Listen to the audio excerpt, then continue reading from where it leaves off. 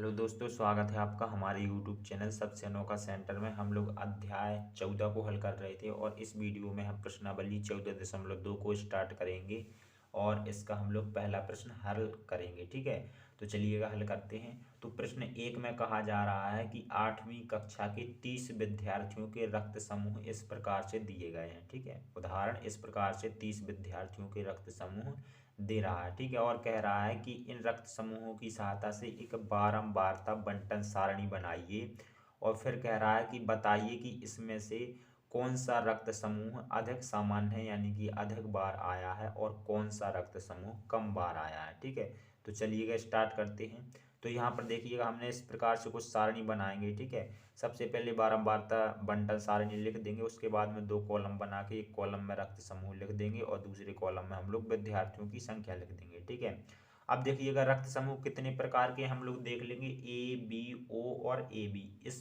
पूरे में ये चार प्रकार के ही रक्त समूह है, ए बी ओ और ए बी। ठीक है, तो चार प्रकार के रक्त समूह है, तो हम रक्त समूह का जो कॉलम है इसमें हम लोग लिख देंगे रक्त समूह ए बी और ए बी ओ और ए बी। ठीक है, ये चार प्रकार के रक्त समूह हैं। अब देखिएगा, अब विद्यार्थियों की संख्या वाले कॉलम में आएंगे।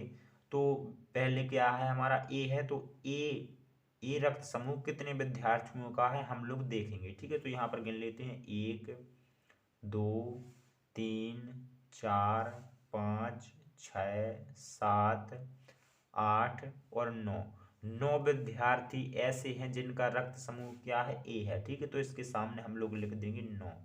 तो विद्यार्थियों की संख्या 9, ए रक्त समूह वाले विद्यार्थियों की संख्या 9। ठीक है, इसी प्रकार से अब हम लोग बी में देखेंगे, बी रक्त समूह कितने विद्यार्थियों का है। ठीक है, तो यहाँ पर देखिए गिनते हैं, 1 2 3 और 4 और 5 एंड 6। ठीक है, 6 विद्यार्थी ऐसे हैं जिनका रक्त समूह हमारा बी है। ठीक है, तो यहाँ पर हम लोग लिख देंगे 6।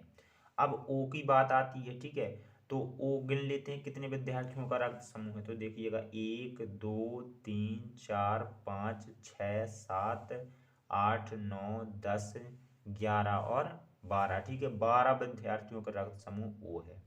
अब ए बी को गिन लेते हैं। ठीक है, ए बी, तो ए बी देखिएगा, 1 और फिर यहाँ नहीं है, फिर 2 और 3, यानी कि 3 विद्यार्थियों का रक्त समूह ए बी है। तो इस प्रकार से हमने सारणी बना ली। ठीक है, अब देखिएगा यहाँ पर जो ये विद्यार्थियों की संख्या, ये कुल विद्यार्थी कितने हैं, यहाँ पर लिख देंगे कुल योग।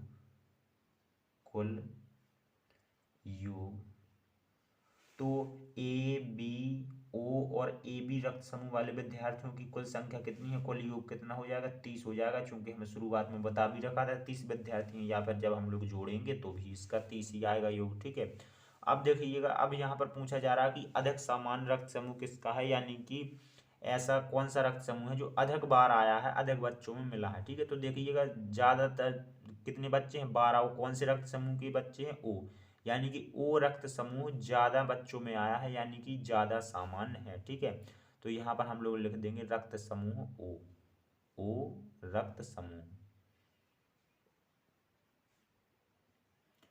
और पूछा जा रहा था विरलतम यानी कि कम सामान्य रक्त समूह कौन है, यानी कि बहुत कम बार कौन आया है, सबसे कम बार देखिएगा 3 आया है, और 3 रक्त समूह क्या दर्शाता है, ए बी। ठीक है, तो यानी ए बी रक्त समूह सबसे कम सामान्य है, ए बी।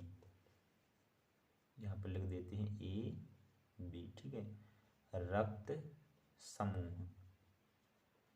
तो इस प्रकार से हमारा प्रश्न एक कंप्लीट हो जाता है। चलिए मिलते हैं अगली वीडियो में, धन्यवाद।